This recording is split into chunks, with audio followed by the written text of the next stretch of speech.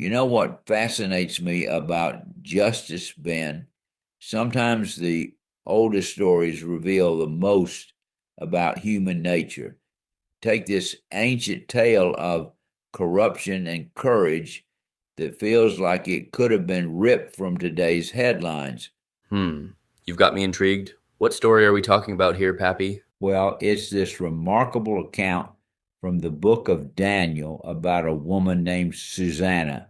Picture this: she's this well respected figure in ancient Babylon, married to a wealthy man named Joakim, and their home is basically the center of Jewish community life. So, what makes this particular story so relevant to modern times? Here's where it gets intense. Two powerful judges, the very people meant to uphold justice, become obsessed with her. They devise this horrific plan to sexually exploit her, and when she refuses their advances, they threaten to destroy her with false accusations. That's wow. The abuse of power dynamics here are strikingly similar to what we see in modern cases. Exactly, and here's what's fascinating.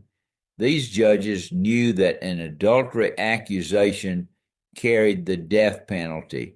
They were literally weaponizing their authority to commit what we'd now call sexual extortion.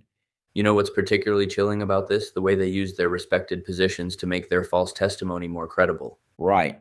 And when they publicly accused her, the community immediately believed them. I mean, who would question the word of two respected judges? It really shows how power structures can completely override truth. How did Susanna respond to this impossible situation? That's where this story becomes truly remarkable. Instead of giving in to their demands, she chooses to face death rather than compromise her principles. It's like an ancient hashtag #MeToo moment, showing how speaking truth to power has always required extraordinary courage. So, what turned the tide in her favor? I mean, clearly something must have changed. Well, this is where it gets interesting. A young man named Daniel, who becomes a major prophet later, steps in with what you might call the first recorded example of forensic investigation. He separates the two judges and cross examines them individually. That sounds surprisingly modern for an ancient legal proceeding. Oh, it absolutely is. Daniel asks each judge separately about which tree they supposedly saw Susanna under during the alleged crime. One says a mastic tree, the other claims it was an evergreen oak, and boom, their whole story falls apart. The power of basic cross examination. That's actually quite brilliant. And here's what's really powerful about this story: it's not just about justice prevailing, it's about how systems of power can be corrupted, but also how they can be challenged through wisdom and courage.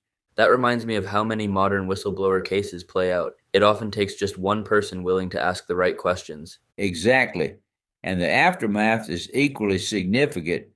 The corrupt judges end up facing the very punishment they tried to inflict on Susanna. It's like what we see today when powerful figures finally face consequences for their actions. How did this impact the broader community's understanding of justice? Well, that's perhaps the most relevant part for today. The story shows how communities can be complicit in injustice by blindly accepting authority, but also how they can correct course when truth comes to light. It's really a template for social change. Looking at all these parallels, it's remarkable how little some aspects of human nature have changed. And that's precisely why this story still resonates. It's not just about good triumphing over evil, it's about the complex interplay between power, truth, and justice that we're still grappling with today. So, what's the key takeaway for modern audiences? I think it's that justice isn't just about having the right systems in place, it's about having the courage to challenge those systems when they fail.